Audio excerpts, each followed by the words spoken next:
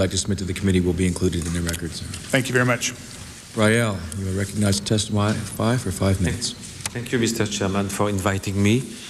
I have a request is to include to my text a manifesto signed by 36 top scientists and philosophers of the world from New Humanist Association, including Francis Crick, co-discoverer of the DNA, and numerous Nobel Prize laureates who support the freedom for human cloning as part of freedom of science, be attached to my testimony.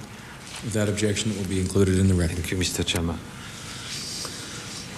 I wish to dedicate my testimony to Giordano Bruno, who was burned alive 4 centuries ago, sentenced to the death penalty by the Catholic Church for saying that there was life on other planets. Why did I ask Brigitte Boisselier to create the first human company in America? Because as the country of freedom, you have a constitution which should be a model for the whole world. And the most wonderful jewel of your system, the Supreme Court, which guarantees the respect of your constitution and the freedom of your citizens against your own government and lawmakers. I'm quite confident that even if human cloning was banned, the Supreme Court of America would cancel this law as unconstitutional as they did for IVF. 200,000 children are alive today thanks to IVF in the world. If the laws against IVF had been kept, the 200,000 children would not exist.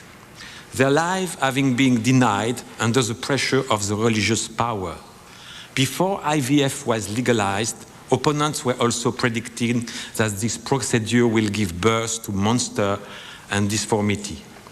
If 100 years ago the religious power could have passed law against the freedom of science, we today would have no antibiotic, no surgery, no blood transfusion, no organ transplant, no vaccine, no cars, no electricity, no computers, and no airplane.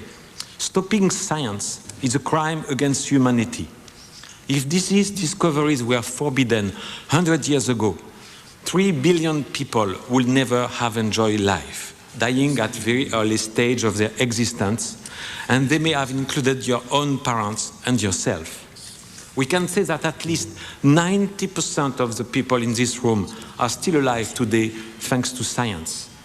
3 billion people. This is more than any other criminal against humanity ever killed, including Hitler or Napoleon. Today you have in your hands the life of billions of people, alive now or future generations. You have the choice to be remembered as heroes for saving billions of lives, or as criminals against humanity for denying them a possible cure or a new life, or even eternal life by retarding scientific progress. Retarding only because it will be done anyway, somewhere, someday, as, thankfully, nothing can stop science. But law can slow down research, and it is the people who will suffer from it. And you will be responsible for the delay and the death and the suffering it will create. These deaths and suffering can be years as well, as lawmakers are not immune to sudden disease, or those of your beloved own children or beloved grandchildren.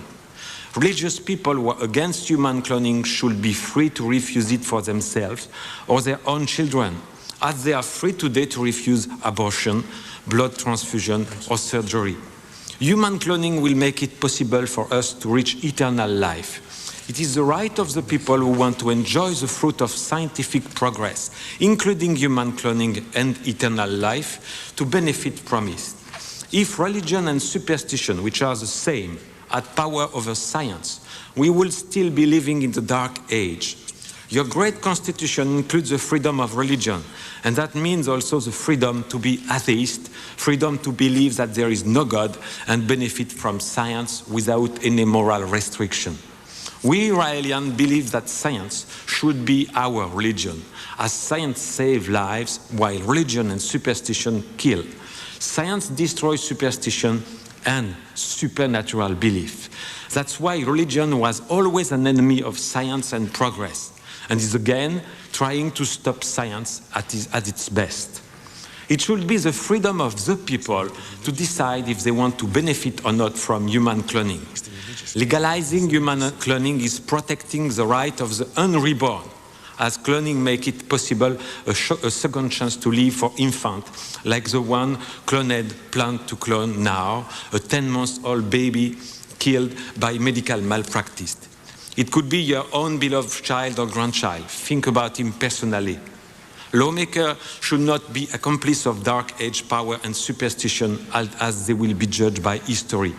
Human cloning is the first step toward another great discovery, the creation of totally artificial form of life, like that was done by our creators, the Elohim, when they did created us on earth. Not only human cloning is not against the wish of what people call God, but it is our Creator's plan to have us discover and use it, as many other religious leaders claim, becoming, as it is written in the Bible, equal to our creators. Thank you, sir, for your testimony. The chair recognizes himself for 5 minutes. And I'm going to indulge myself with an editorial comment or two before I ask questions. First, Mr. Rael, what strikes me is that what